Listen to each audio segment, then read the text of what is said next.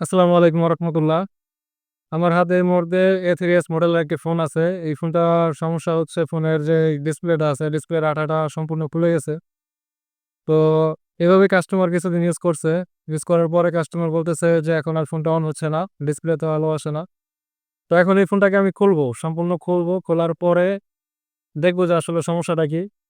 যদি বড় কোনো সমস্যা থাকে সেটাও দেখাবো। আর যদি অল্পতে হয়ে যায়, কোনো কাজ করা না লাগে, অনেক সময় এরকম হয় যে লুজ কানেকশন থাকার কারণে আলো আসে না। তাহলে তো আরো ভালো হয় আলহামদুলিল্লাহ। তো চলুন ট্রাই করা যাক। ফোনটা আমি সম্পূর্ণ খুলে ফেলেছি। ১ম স্টেপে আমরা ব্যাটারিটা চেক করব যে আসলে ব্যাটারিতে কোনো ভোল্টেজ আছে কিনা। ব্যাটারি চেক করার পর এখানে দেখতে পাচ্ছি 3.96 ভোল্টেজ আছে, তার মানে ব্যাটারিতে ফুল চার্জ আছে। তো পরবর্তীতে আরো একবার ডিসপ্লে লাগিয়ে চেক করব যে আসলে ডিসপ্লেতে আলো আসে কিনা বা অন্য কোনো সমস্যা আছে কিনা। তো সেভাবে আমি ফিটিং করতেছি এবং এখানে আরো একবার চেক করে দেখে ট্রাই করতেছি যে আসলেই কি এটা সমস্যা নাকি অন্য কোনো সমস্যা। ফোনটি এখন অন করার ট্রাই করতেছি এবং পাওয়ার সুইচ বাটন চাপ দেওয়ার সাথে, সাথে ফোনটি কিন্তু অন হয়ে গেছে। তার মানে ডিসপ্লেটি এখন পর্যন্ত ভালো আছে। কারণ এই ডিসপ্লেটা অনেক জায়গায় ফাটা আছে। তো এই ধরনের ফাটা ডিসপ্লে কিছুদিন চলার পর হঠাৎ করে লাইট চলে যায় কিংবা গ্রাফিক্স চলে যায়, মানে একেবারে নষ্ট হয়ে যায়, তখন ডিসপ্লেটি চেঞ্জ করতে হয়। কিন্তু এখন পর্যন্ত ডিসপ্লেটি যেহেতু ভালো আছে, কাস্টমার চাইলে এই ডিসপ্লেটি আরো অনেকদিন ব্যবহার করতে পারবে। তাই আমি ফোনের বডিটি খুব সুন্দরভাবে ওয়াশ করতেছি যেন এখানে ডিসপ্লে বসানোর সময় খুব সুন্দরভাবে ফিটিং হয়।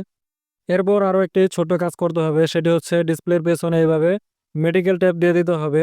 কারণ হচ্ছে এখানে যদি গ্লু লাগে তাহলে কিন্তু ডিসপ্লেতে অনেক সময় প্রবলেম দেখা দেয়। তাই সে ধরনের কোনো রিস্ক নেওয়া যাবে না। সবশেষে সুন্দরভাবে চারদিকে আঠা লাগিয়ে দিচ্ছি। এইখানে অতিরিক্ত আঠা দেওয়া যাবে না, একেবারেই চিকন করে বোর্ডের চারদিকে আঠা দিতে হবে যাতে করে ডিসপ্লেটা খুব সুন্দরভাবে স্ট্রংলি বসে। সবশেষে ডিসপ্লেটা খুব সুন্দরভাবে ফিটিংস করব।